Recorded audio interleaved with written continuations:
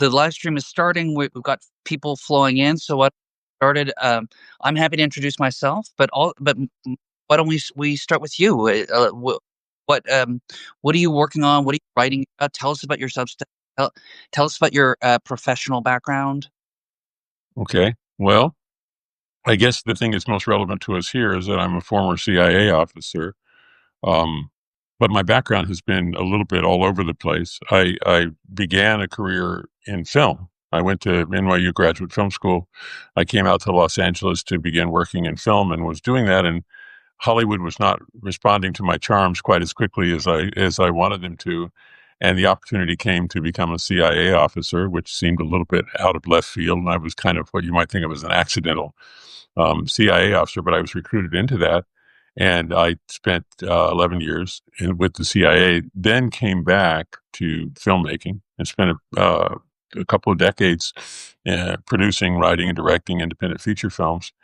And since then have been kind of blending that with writing books. Um, I had one book about Hollywood called John Carter and the Gods of Hollywood that actually, made it to number one on the category that it was in. Two or three other historical books. And then recently have kind of gotten on the Substack train and started a Substack last August and kind of plodded along pretty quietly for a while until I started writing about the allegations that Donald Trump might have been recruited by the KGB in the 1980s. And so when I started writing about that, it picked up quite a bit, and I got and we're up to like 18,000 subscribers now, and doing pretty well with that. So that's pretty. So I spend right now my life revolves around working with the Substack writing that I'm doing, which encompasses intelligence topics, political topics. Lately, I've been doing a series on the election, the claims of election fraud in 2024, and have gotten a good bit of traction with that, um, as well as some old spy stories. I have a book, Year of the Spy, that is about 1984 and 85 in Moscow, where I was serving as a CIA officer at a time when a lot of really wild and crazy things happened between the KGB and the CIA. And my period there lasted about 21 months and ended with me getting arrested by the KGB. And I had the hospitality of the KGB for a little while, and then I left the country. So there's a story there. And actually, the book, when it comes out, it's not just my story. I actually was able to interview every one of the CIA participants, as well as the KGB Second Chief Directorate guys who were our counterparts. And so it kind of shows the story from a 360-degree point of view, and it'll be coming out sometime this year.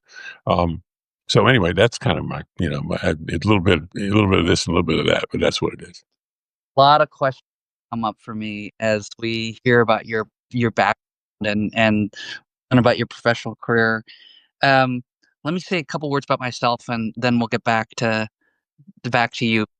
Just real quick, I run the counteroffensive, and the counteroffensive is a organization based in Kyiv, Ukraine, and what we do is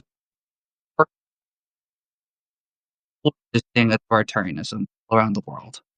And mainly we run Ukraine, but of course, many different places, many different main characters. And so, if you care about that, the push for freedom in all over the world, please do read us at the counteroffensive. So, Michael, I'm really curious to learn more. And let's start there. It seems to me like you've followed mentioned your film school, going out to LA. What year did you go to see it? 1980. I'm guessing you might not have the same ideological leanings of the Cold War era thinker. No, not at all. In fact, one of the things I left out was that the last thing I was doing before I went into the CIA was I was with Greenpeace, and I was on the Rainbow Warrior when we had an anti-whaling ship. So I was very much kind of a left wing, not radical, but a left wing. I was also a singer songwriter, and I was a creative, so it was different. Say, hey, I want to step away from that. The American government. Well, it goes back to it's kind of a. I don't want to go too deep in the weeds, but it actually happened that when I was a senior in college, I was at the University of Delaware. I nominated for a Rhodes Scholarship, which is a nice scholarship. If you get that, you get to go to Oxford for a couple of years and like that. And so I made it to the finals, and the finals were in New York City. And there they had a little weekend of events for the finalists, and there was the CIA recruiter there who kind of thought, yeah, I guess Rhodes Scholars maybe would be, kind of a profile that the CIA would be interested in. So I was first approached then. And then I went and I didn't win the scholarship. I came in, I made it to the finals, but I didn't get it. So then I came back to Los Angeles when started my film career. But the idea had been planted. The seed was there. And so when I was feeling, and my father was an army officer, so I had kind of grown up in an environment of, military service. And so when the moment came that I was, kind of feeling a little frustrated, I said, I don't know, maybe, and I had qualms because this was back in the era of the church hearings. There have been a lot of things about the CIA being considered kind of a rogue operation. Um, and so I had qualms about that. But that was one of the reasons that when I did go in, I went into the Soviet East European division, and I put myself in a role that would place me directly in contact with the KGB and with Soviets, so that I was doing something that I felt was very, kind of ethically and morally very, very clear. So that's kind of how I got in. And when the moment came that I thought I'd give it a try, I told myself I'll do it for 5 years, whether I like it or not. And I'll do it for 10 years if I like it, but I probably won't stay longer than that because I have other things that I want to do with life. And that's what I did. I did it for 10 years. Well, let me ask you a broader question, and then we'll get to Ukraine. But I wonder how your views might have evolved over time as you joined the the CIA. Do you think the CIA is kind of net force for good for American values?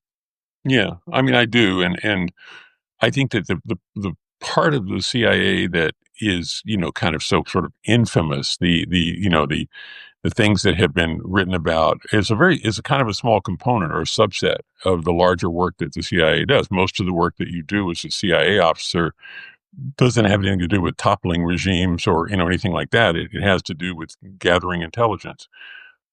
And so I found that the people that were there, I to this day, I have the highest regard for the quality of the people that I met and worked with. And I feel very positive about the organization. There have been some things, particularly before I got in, and that was, it was in the '60s and '70s that a lot of these excesses and maybe some of the poor decisions were made and things like that. But there had been a pretty good cleanup already happening from about '76 on. And at the time I came in, Jimmy Carter was the president. There was an emphasis on human rights. He had put in Admiral Stansfield Turner as the CIA director. He had done a lot of reforms, and so that was the environment in which I came into it. Then, of course, it switched over to Reagan and Bill Casey, and it got a little bit different after that. But yeah, I mean, I do think it's a net force for good, and I'm proud of my service, and I feel that I was able to do some things that arguably made a little bit of a difference, and I've enjoyed the experience overall. Let's talk a little bit about your introduction to Russia and Ukraine. When did you first get start learning about the topic, and it kind of started having some sort of relevance to your professional life? About Russia or Ukraine? Because they were kind of separate. They came in two different waves. Russia first, right? Um, Let's hear the evolution that came to yeah. you. Well, Yeah.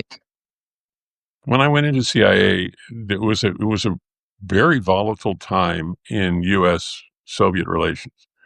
1980, I was in 1980. I went into CIA. I had a initial assignment. They sent me to Poland, to Warsaw. I was in Warsaw when Solidarity was first started, Lech Wałęsa, all of that. And I was actually able to be reporting on that. So that was sort of interesting. And then I went to Ethiopia, which at the time was a communist country, kind of like the Cuba of Africa at that point. So that was an interesting place. There were lots of KGB, lots of East German Secret Service there, the Stasi. And then I was given the assignment to Moscow. So at that point, I was focused very much on Soviet matters. I'm in the Soviet East European Division, learning to speak Russian, focused on there. And this was 1983, and that was the year in which Reagan made his evil empire speech. If you remember that, if people are aware of that, that was a situation where he called the Soviet Union an evil empire. A few weeks later, in late March, he announced the Strategic Defense Initiative, the Star Wars program, which was very destabilizing. Then in September of that year, the Korean Airlines was shot down by Soviet defense forces, which created another crisis. And then finally, after that, there was this thing called the Able Archer NATO exercise, which brought the world closer to nuclear war than anything since the Cuban Missile Crisis. So this was the environment in 1983 as I was getting ready to go out to Moscow. And then I went to Moscow in 84, was there until 86. And during that period became this epic year of betrayals on both sides. The CIA had two betrayers, Ed Howard and Aldrich Ames. KGB had one, Sergei Vorontsov, and so everything kind of became kind of chaotic.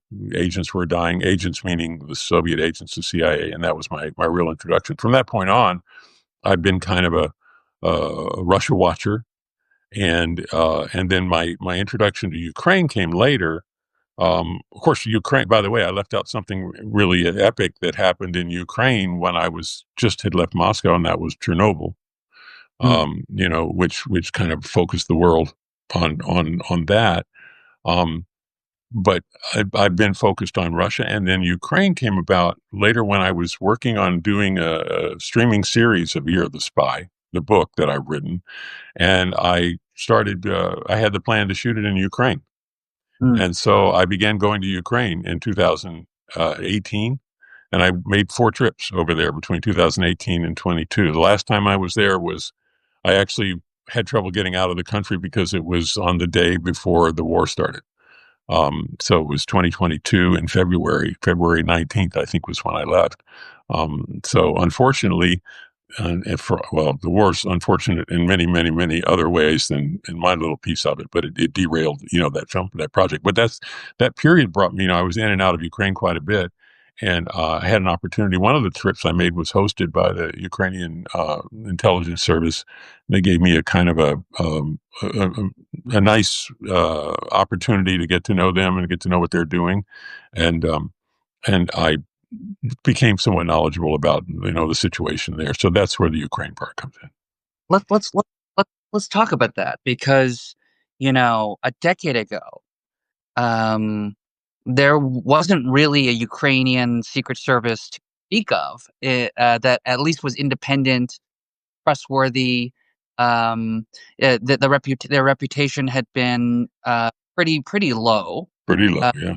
Consideration was that they were roundly infiltrated by Russian agents, and that they were trustworthy in general. Um, what was your? Can you walk us through kind of where the Ukrainian Secret Service were going from what that was to now the really very clever, and interesting operations they're pulling off today? Sure. Well, I can try. I mean, I've been following it pretty closely, and I mean, it goes back to 2014 and the conflict that happened then, and the reforms began after that. It's kind of a slow moving purge of and it was very, very heavily infiltrated. And even when I was beginning to get to know them in 2019, 2020, there was still a concern. It was still a problem, but it was getting better. And that process, I think if you were looking at them, you would say they went from being thoroughly infiltrated and generally ineffective in 2014 to by 20 by 2019, 2020, it was getting better. And then as Zelensky then, appointed some really, really strong people, Malyuk and, Budanov and the other services. And as a result, they've made a huge leap forward. And then, of course, the necessity of the war, creating, an urgent need. And also there was access to, there were the NATO training and all of that. I don't want to overrate the NATO training part of it because I think that would be wrong to say that the NATO training is what transformed them, because I believe that they've been transformed by the quality of the people that they put in there, and by the the imagination of the of the players, and they operate in a very, very smart way, and I don't think you could have learned that kind of asymmetric. Uh, I don't think you can attribute the asymmetric genius that they have displayed to NATO training. I think that it goes is wider. I think it has to do with the choice of people, the leadership of the country, and the necessity of the war. Let's talk about its evolution over time, because now Ukraine has a pretty substantial reputation abroad in terms of its secret services. And we saw Operation Spiderweb, but we've seen many different really interesting, probably many more operations that we don't know about. But that it's become a very competent organization, not only a very competent one, but a very that many people saw parallels of what happened with Operation Spider. For example, Mossad's efforts in opening stages of this ongoing engagement with Israel and Iran. That it took creativity, a sort of a way of thinking about how can we stray from a direction that we're not expecting. I also saw a lot of comparisons between Operation Spiderweb and the Mossad's operation against Hezbollah, Yeah, uh, the pager operation, for example. So, uh, how do you, 'cause thinking as an operative, as a former CIA op, how do you go from an organization is suspicious even of itself hmm to being, well, you could arguably say, one of the preeminent in the world? yeah, How does that happen? Do you think that's happened? yeah. I think it's happened, and I think how it's happened. I would be careful to sort of act as if I know for sure, because it's quite an evolution. But I would say that a few things. Um, the creativity aspect of intelligence operations is something that people, I think, overlook or don't think about too much, and I think that's something that I've always had an emphasis on because of the way I came in. I came in from the creative world. I then experienced, in the process, the need to be creative in designing and implementing operations. And that was, for example, when I was in Moscow, it was constantly trying to creatively imagine ways to escape from the KGB for 3 or 4 hours without them even knowing that we were gone. So it required a lot of steps and a lot of complicated scenarios. So I've always had a strong eye on creativity as a part of intelligence operations, and that's what I see here. And it's almost, I mean, there have been some who have talked about the Ukrainian Secret Service operating kind of like a Silicon Valley startup with that level of creativity and innovation. And I think that's kind of an interesting way of looking at it, because I think that there's something there in terms of just the approach to the situation and the approach to the opportunities they have. Then you add to that the kind of the multiplying factor of the war, creating an urgent necessity. I mean, you have to kind of recognize that. If you didn't have the war, you wouldn't have Operation Spiderweb. The war created a kind of a mandate to do these things. But I'm just, when I was trying to sort of break down what they did in Operation Spiderweb, I think it was more complex and more of an achievement than the pager operation that Mossad did, and that was a big, and also there was just a beauty to the military targeting aspect of it, the taking out of billions of dollars of critical infrastructure without major loss of life. I mean, it put it in a kind of a special category all of its own, one that was both a military and a propaganda coup. It's the asymmetry of it, right? Being Yeah. able to, I don't know how much these drones cost, but I write about defense technology and Ukraine technology in particular. So if we're talking in the six figures to Yeah. destroy $7 billion worth of strategic bombing assets, I Yeah. mean, that's a huge coup, a huge operation.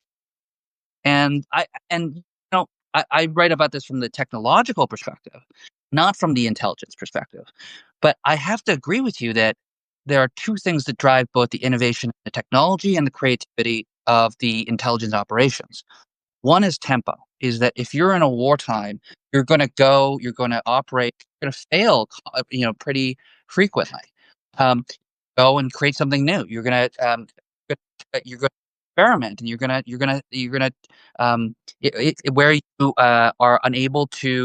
where you are unable to succeed, you're going to try again a second time. And that sort of iteration matters for technology, and it matters intelligence operations as well. And finally, you've started to on it, which is that necessity is the mother of sorry,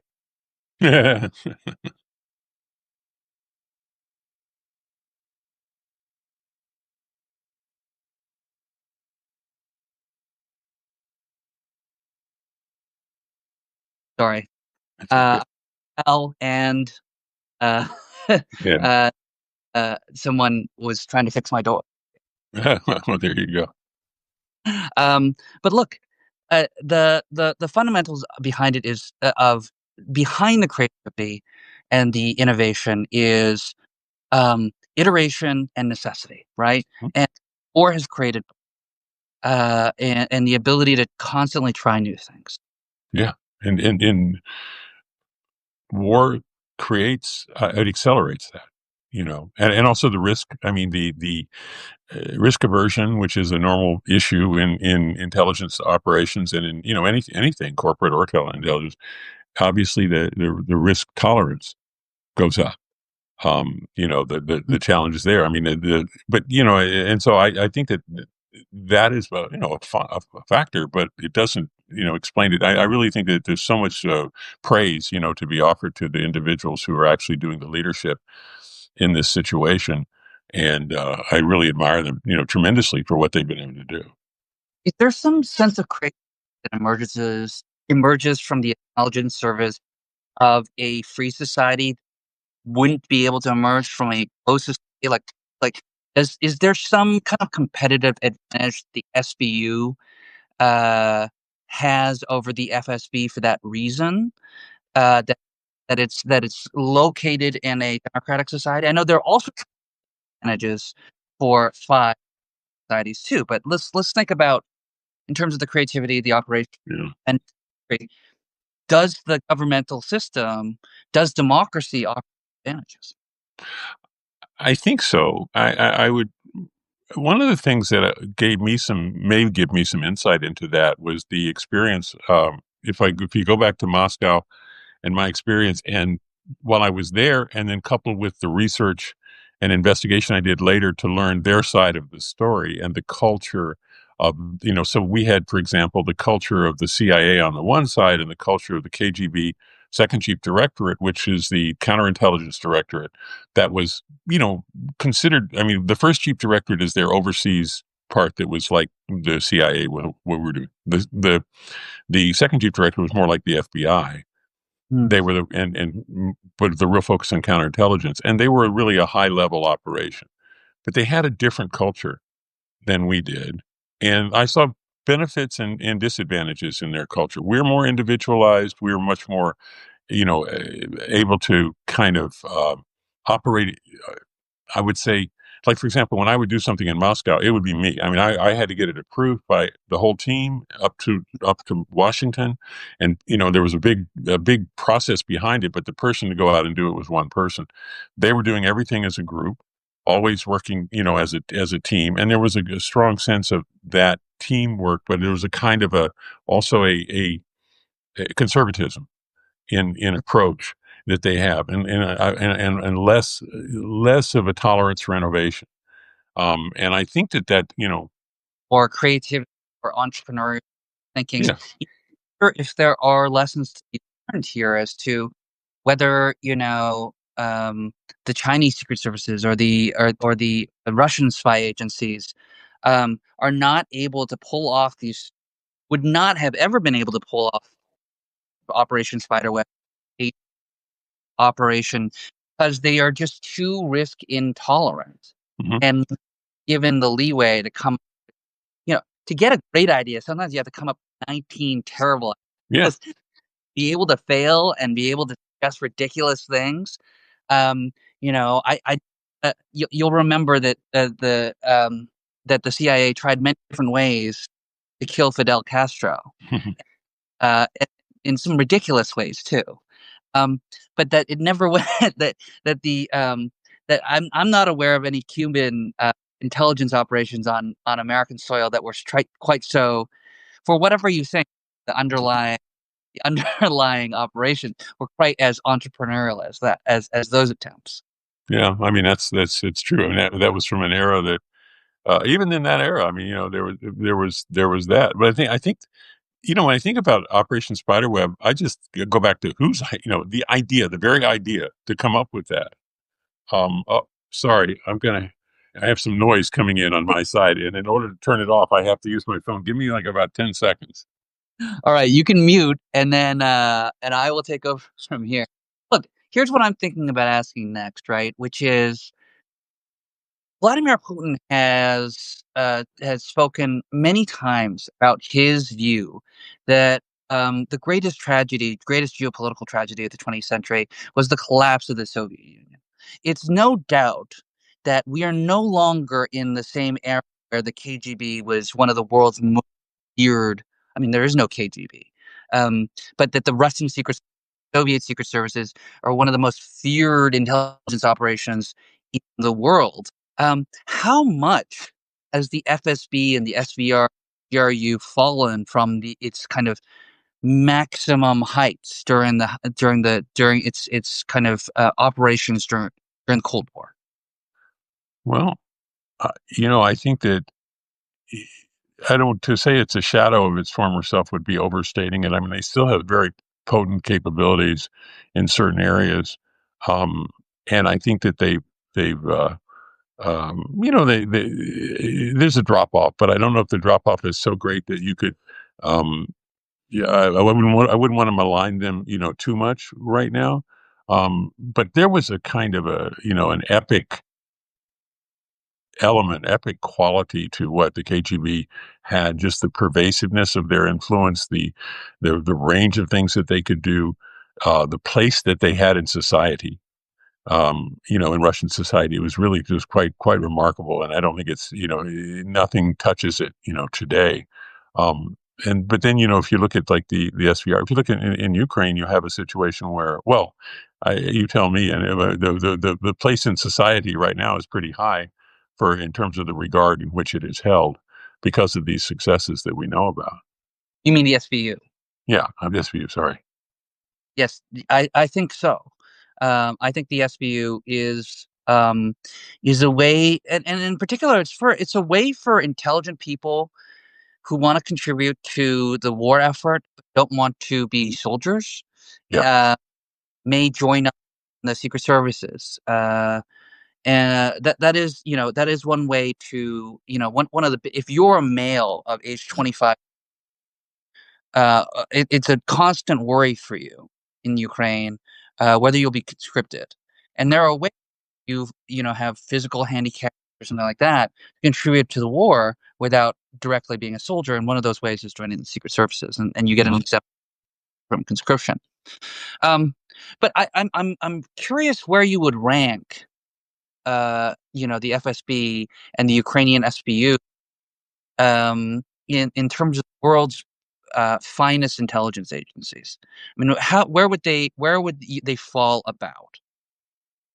Well, I think that the Ukrainian service right now has to be considered a top 2 or 3, right? I mean, I couldn't put it any lower than that, and I would even I mean, I don't know I've not seen anyone accomplish what they did with the drone with the Spiderweb Operation Spiderweb, and so, and I mean, that had so many moving parts, so many elements that had to be put together, so many, um, uh, to effectively not only to imagine it, but then to execute it, right up there. I mean, I think the 2 that come Mossad and the Ukrainians and Mossad are the 2 that, that everyone I think right now should focus on and see. And it's really hard to compare necessarily to the CIA or even the FSB because of the kind of underdog aspect of where you're coming from.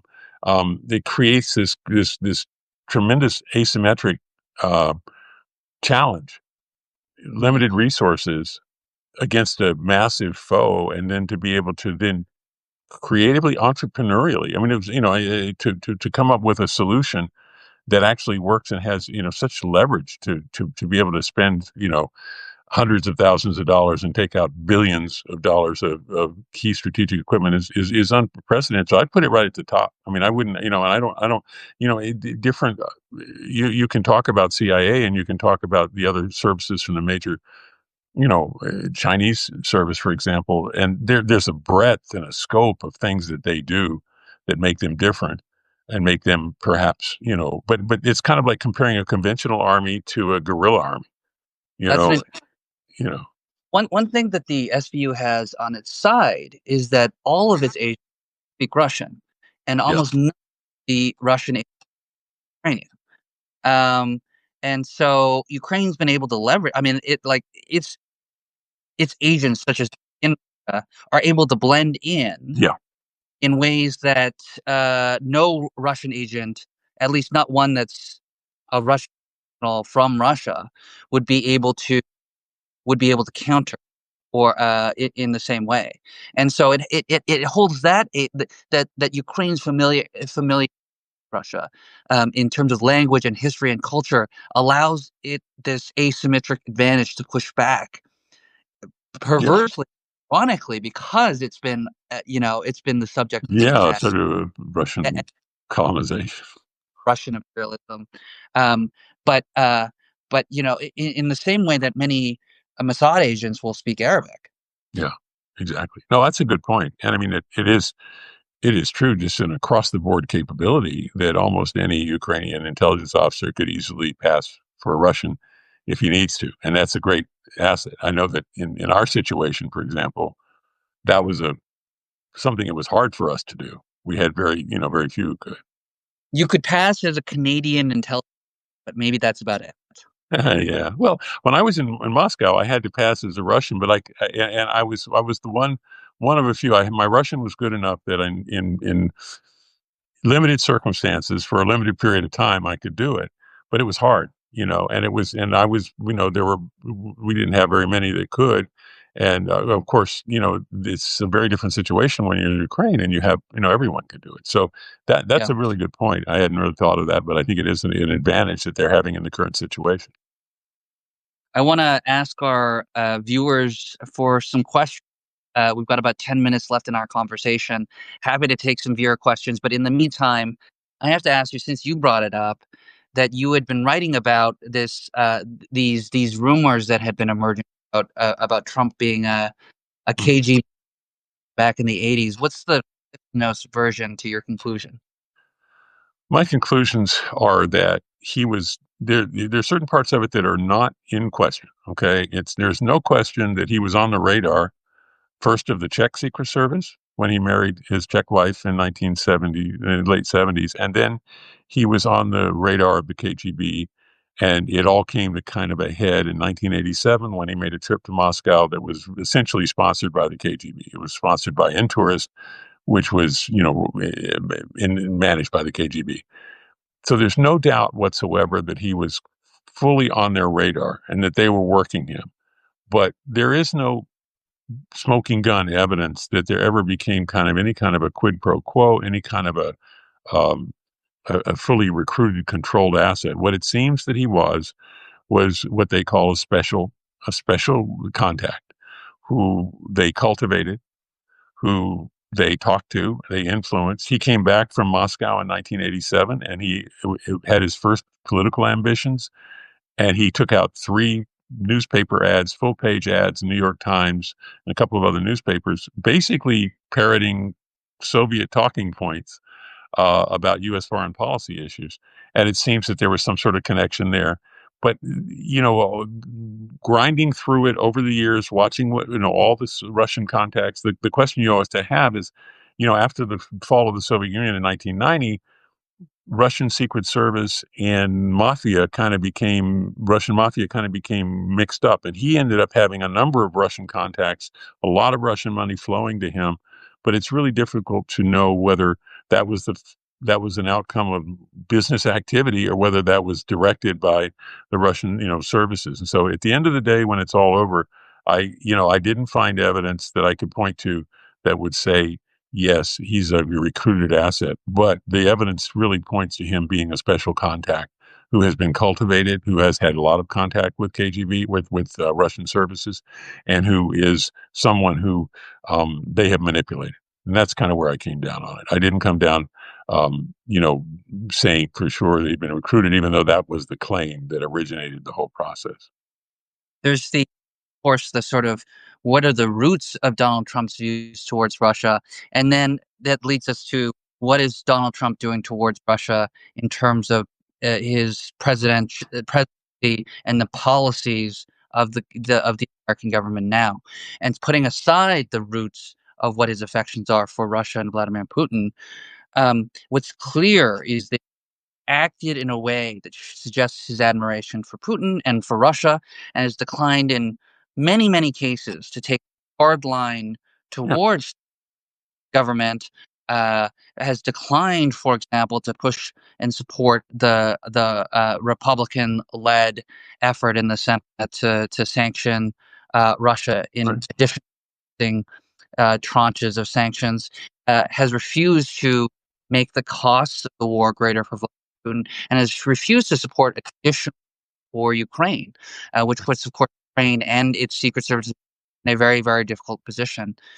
Let's talk with the last few minutes that we have. Can we talk a little bit about what you know of the CIA's collaboration with Ukrainian SBU? Um, that it's my understanding that the CIA has had a pretty close relationship with the SBU, particular more so during the Biden years than over the last 6 months. But that the CIA had done a lot of training with and collaboration with the Ukrainian secret services. What can you tell us? Yeah, there was a very close relationship during the time of the Biden administration. It was consistent with the entire NATO alignment, with Ukraine and the full-throated support of Ukraine and the desire to give them, every advantage they could be given. So there was a real mandate at that point. And, there were the services, I would say there was a great from what I know from talking to people on the American side of it, they really enjoyed and respected the interactions that they had with the Ukrainian services.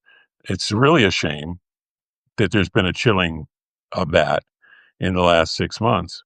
And it's really unfortunate. But the good news is, I think the Ukrainians are doing pretty well on their own without, necessarily having Big Brother over their shoulder all the time. I think that the work done over the last few years left them in a place where they are doing great.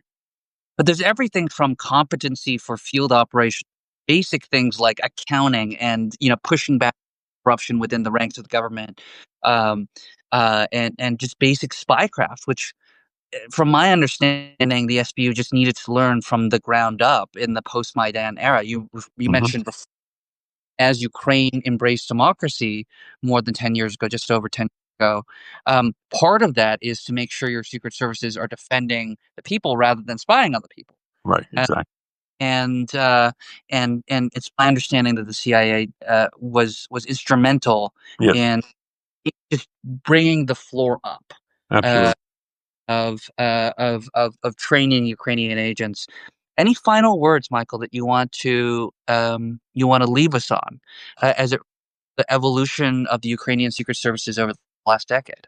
No, I think the thing that I just wanted the big takeaway for me would just be, hats off to them. These are just an extraordinary operation has just happened. They are an extraordinary organization with great leadership. The world is I think stepping back and going, this is really really impressive. It's it's something that I think the history books, when this era passes and go back and look, there's some great work to be done, kind of learning how they managed it. But there's something here that I think is it's important that we don't think that It's all about, oh, the Americans help them or NATO help them. I think that they stand on their own, and they actually created a definition of what an intelligence service can do that didn't exist before. It's, it really is. It's really something very, very, very unique to them. And I just, I don't want to give the idea that, oh, look, they've come up almost to the level of, say, what the big boys can do. They've done their own. They've gone past that. They've created a different model, and I'm really, really, very, very impressed by them, and I'm very optimistic about what they can do in the future to secure the freedom and the democracy of Ukraine. It strikes me the Ukrainian story has a lot to do from technology to troops to its spy service doing more with less, being forced into the corner and not having very many resources to defend yourself, and then using asymmetric ways, cleverness, creativity, entrepreneurial thinking from military to tech to spy services in order to achieve goals which are far outside Yeah. the normal bounds of what you'd normally achieve. Michael, thank you so much for taking some time to chat with us. All of you who are watching this in the upper left-hand corner, if you click my name and Michael's name, if you put your finger on that, it'll pull up the counteroffensive, and it'll pull up Deeper Look, which is Michael's Substack. If you press on that button in the upper left-hand corner, you can easily subscribe. Thank you again for taking some time to chat with us, and I look forward to chatting with you again in the future. Yeah. Thank you so much. It's been a pleasure, and good. My best to you. Enjoy your time in France. Thank you. Talk to you soon. Take care. Bye.